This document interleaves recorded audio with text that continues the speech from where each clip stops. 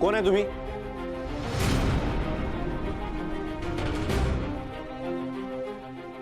कोण आहे तुम्ही? इथं परवानगीशिवाय कसं काय आलाय? नर्स, नर्स, मी काय विचारायला लागलो? इथं का आल्यासा? तुम्ही रक्त द्यायला आलाय काय? बॉम्बे ब्लड ग्रुप आहे तुमचा?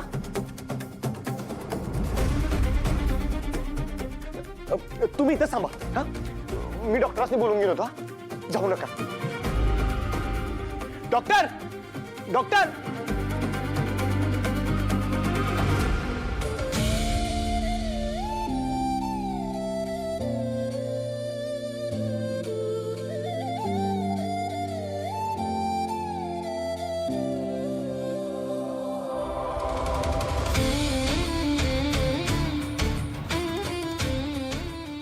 डॉक्टर साहेब या. इथं आहेत ते बाई. या.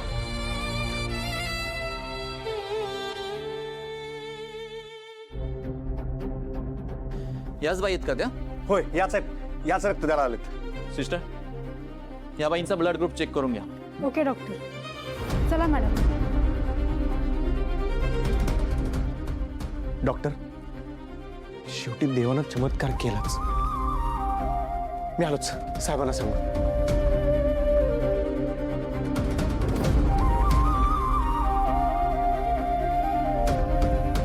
बाई तिथे नाहीयेत. अचानक गायब झालेत. गायब झाली म्हणजे? अशी कुठे गेली? अशी कशी गायब झाली? अरे मला तिला भेटायचं होतं, बोलायचं होतं. आपल्या श्रावणीचा जीव वाचवलाय तिने. आभार मानायला नकोत का? साहेब इथंच कुठेतरी असतील त्या, किंवा त्यासनी श्रावणी मॅडमांकडे घेऊन गेले असणार आहेत. कारण की आता रक्त द्यायची प्रोसेस चालू झाली असणार आहे ना, तिथं असतील त्या. अरे विश्वंभर, मग आपण सगळे इथे का उभे आहोत? चल ना, आज जाऊया. तुझं म्हणणं बरोबर आहे नंदाका, पण रक्त चढवण्याची प्रोसेस सुरू आहे. त्यात आपण असं मध्ये जाऊन. अरे विश्वंभर, पण श्रावणीला बघणं पण तेवढंच गरजेचं नाहीये का? बरोबर आहे. ठीक आहे, चला. डॉक्टर कशी आहे ती?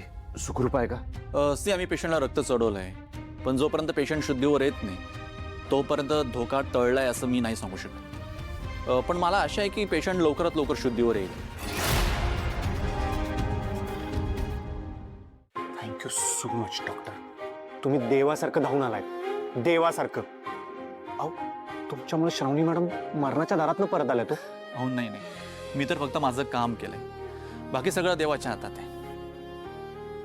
डॉक्टर प्लीज, आम्ही आज जाऊन बघू शकतो का तिला? नाही madam, I am sorry. Patient जोपर्यंत शुद्धीवर येत नाही तोपर्यंत तुम्ही तिला नाही भेटू शकत, कारण इन्फेक्शनचा धोका आहे. तुम्हाला थोडा वेळ इथे वेट करावं लागेल. Sir please.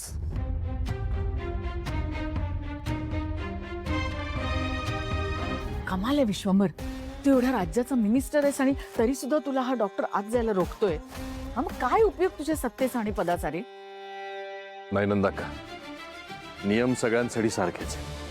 मी मिनिस्टर जरी असलो ना तरी मी नियम तोडणार नाही. आणि हॉस्पिटलचे नियम मी एक सामान्य नागरिक म्हणून पाहिला.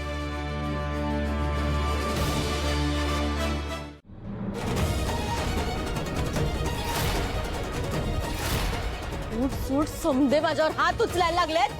तुम्ही माझ्या कानाखाली मारायचं बाकी होतं, आता झालं. ही पण कसर भरून काढली तुम्ही. पण एक गोष्ट ध्यानात ठेवा, हा मार मी कधीच विसरणार नाही. विसरू बी नकास. आणि विसरण्यासाठी मी तुला मारलंच नाही. पुन्हा जर अशी फालतू हिंमत केलीस ना तर याच्यापेक्षा वाईट हाल करे ना तुझे. काय ग, श्रावणी म्हणजे कोण वाटली ग तुला? हा, ती आमच्या साहेबाची पोरगी आहे. तिला वाईट साईड सारखं बोलत असते. कशी हिंमत कशी होते तुझी? आणि स्वीटे, एक चांगलं ध्यानात ठेव, परत या घरला तुझा पाय काय, तुझी सावली सुद्धा पडू देणार नाही मी. चल निघ इथून. आणि पुन्हा इथं फिरकायचा बी विचार करायचा नाही. निघ म्हटलं ना तुला. निघ.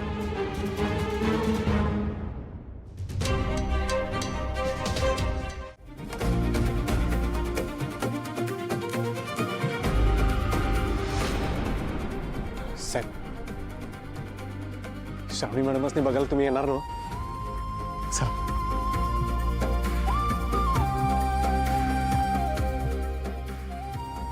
साहेब, श्रावणी मॅडम असते तुम्ही आवर्जून बघायला जायला पाहिजे हो. त्या बेशुद्ध होत्या तेव्हा तुम्ही काय काय प्रयत्न कराल तर हे मी बघितले. त्यांचं प्राण वाचवण्यासाठी तुमचं काळीच तुटाल तर हे मी स्वतःहून बघितले साहेब. तुम्ही त्यासने आत बघायला गेला की नाही, त्यासने लय बरं वाटत. प्लीज चला साहेब. भैया, शुभू बरोबर बोलतोय. एकदा तू तिला आज जाऊन भेटायला हवंस.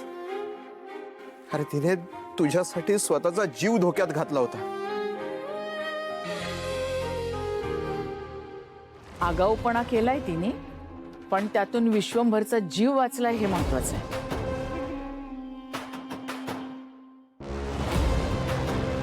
विश्वंभर, तू तिला जाऊन भेटायला हरकत नाही असं मला वाटतं.